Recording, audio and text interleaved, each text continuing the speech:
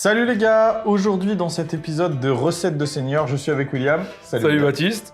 Comme d'habitude. On est là pour cuisiner. La même équipe. Et on va faire du sanglier au sirop d'érable.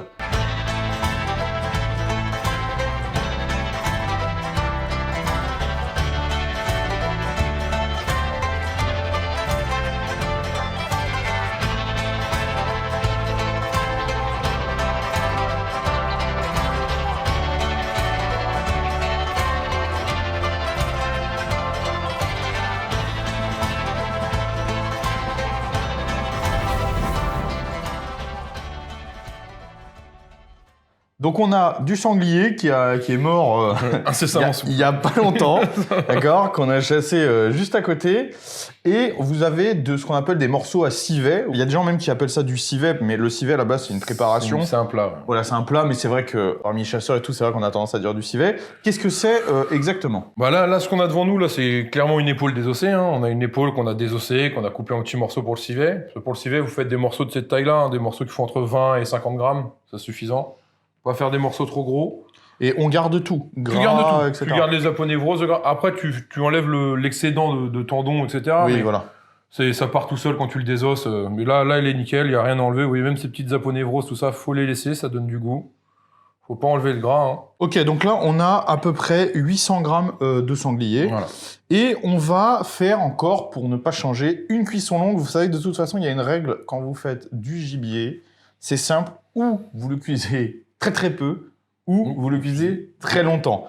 Pas de demi-mesure parce que en fait sinon c'est sec, c'est pas bon. Bah ça, et puis c'est des animaux qui sont tellement musclés de toute façon qu'ils ont besoin d'être mijotés, d'être dorlotés un petit peu. Quand vous avez des morceaux, comme on le verra sûrement dans d'autres épisodes, comme des pavés, etc., c'est vraiment des morceaux de steak. Voilà. Là, c'est cuisson bleue, il n'y a pas d'autre chose. Du moment que vous savez que la bête n'est pas parasitée, bien chaude, oui, voilà, ça. Tant que vous savez que la bête n'est pas parasitée, cuisson bleue pour profiter un maximum de la viande. Sinon, il faut faire cuire 6 heures, 8 heures, il faut pas éviter, il faut que ça fonde. Plus c'est long, plus c'est bon.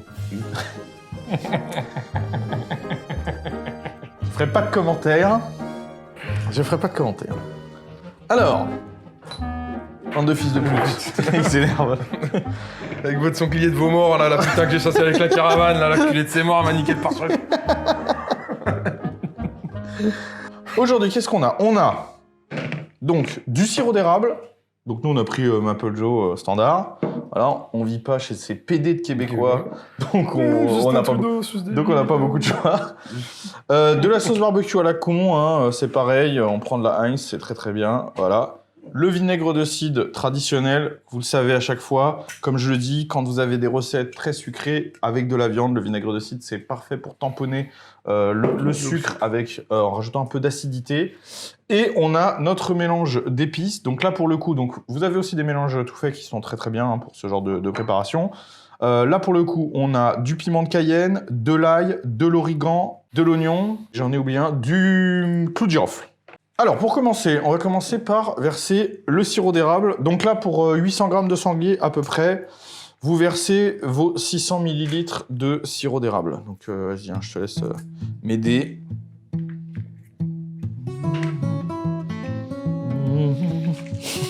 C'est faire des trucs de thé à la menthe, vous savez.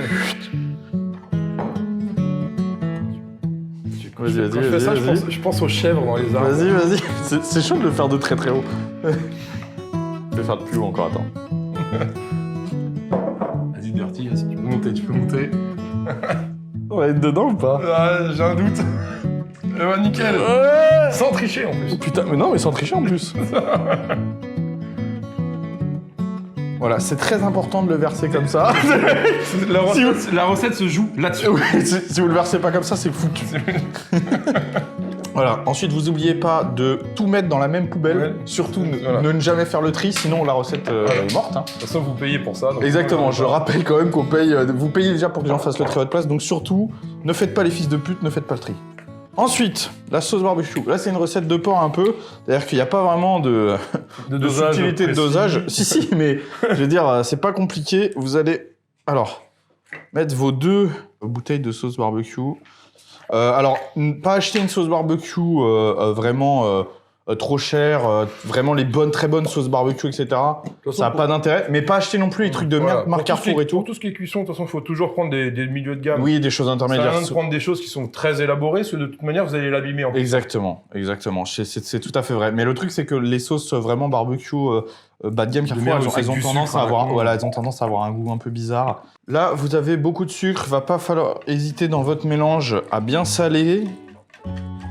Et surtout après, avec le vinaigre, il va falloir vraiment mettre la dose pour ramener un côté acide. Casser un peu le sucre, ouais. Donner un peu d'acidité, casser le sucre. Vas-y, je te laisse le verser. Là, vous versez bien 200 ml, facile. Hein. Vas-y.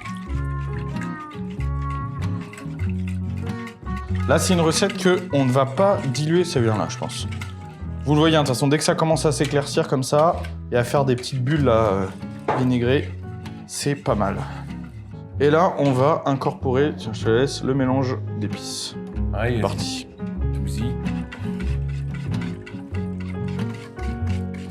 Donc c'est normal, hein, ça va forcément épaissir la préparation.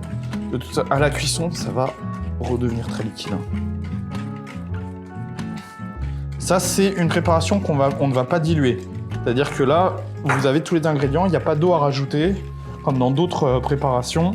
Donc ça va être mis. Ouais. Là, il n'y a pas besoin que ça recouvre la viande, il y a besoin que ça l'englobe la viande. Donc la viande et la marinade, elle va coller à la viande. Ouais. Il n'y a pas besoin qu'elle baigne, qu'elle soit recouverte. Non, il faut que ça arrive au moins. Alors, faut pas qu'il y ait un fond, hein, vous allez voir. Là, elle va être quasiment recouverte. Ça arrive à hauteur de viande. Ouais, c'est ça. Là, on a notre mélange. Hop. On va sortir c'est pas mal. Petite casserole. On va le goûter. Pas mal. Ouais, bien là. Nickel. C'est bien. La sauce barbecue, on sent pas trop non plus. Non. Là, le vinaigre qui vient derrière. Ouais, c'est bien.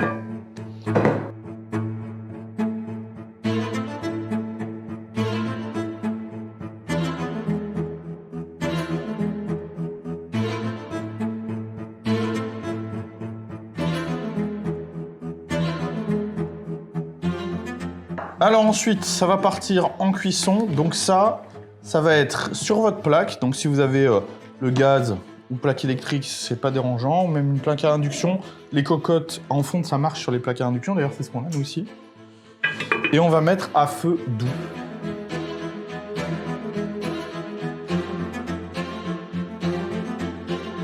Et c'est parti pour 8 heures de cuisson. On vérifiera à mi-cuisson un petit peu où ça en est. Allez, on se retrouve dans 8 heures.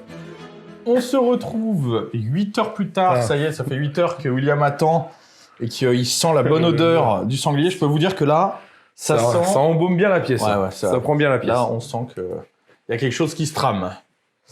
Voyons voir. Hop. Voyons voir. Ouh là là. Ouh là là. Ça sent bon. Oh là là. Vous voyez ça là? Il y a une belle couleur. Hein.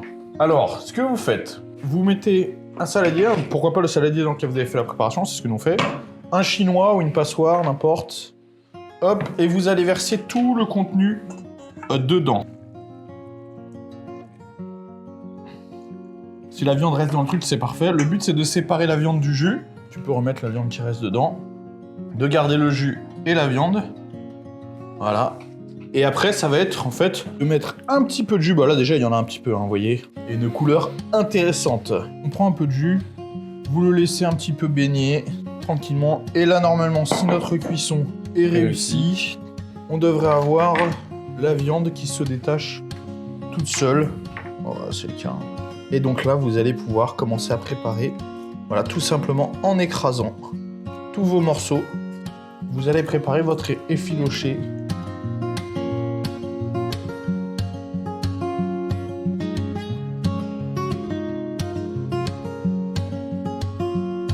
Vous voyez, vous avez une viande qui est complètement effilochée. Vous voyez cette texture-là qu'on obtient. Elle est parfaitement imbibée de jus. Exactement, elle a absorbé tout le jus qu'on avait remis dans la cocotte. Et alors là, vous avez plusieurs manières de le servir. Vous pouvez le manger comme ça, c'est ce que nous, on va faire, vous voyez, hop. Oh là là, c'est magnifique. Hein. Vous pouvez le manger comme ça, vous pouvez le manger en sandwich, ça passe très très bien. Hein. Ça, c'est sûr. Il y a plein de manières. Alors on va goûter ça, on va voir si on est... Mais bon là, normalement, il ne devrait pas y avoir de mauvaise surprise vu vu la tronche que ça a.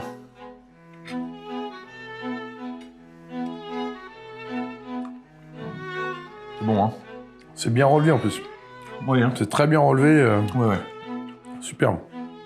Oui, c'est très épicé. Ouais, hein, complètement. Faut aimer. Il y a le côté sucré-salé que moi j'adore, là, avec l'érable, mais qui est pas trop Ouais, mais fort, tu vois, hein. ouais, le sucré est quand même bien... Bien tamponné, ouais. Ouais.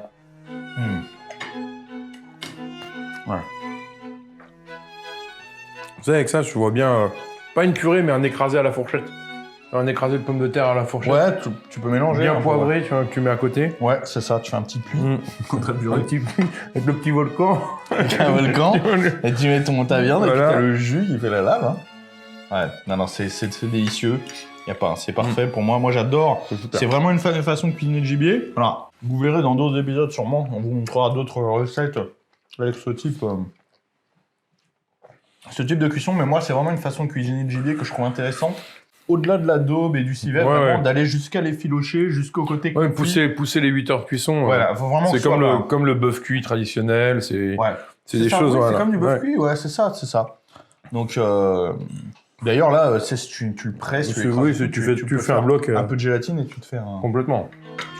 un bloc comme du bœuf cuit. Hein.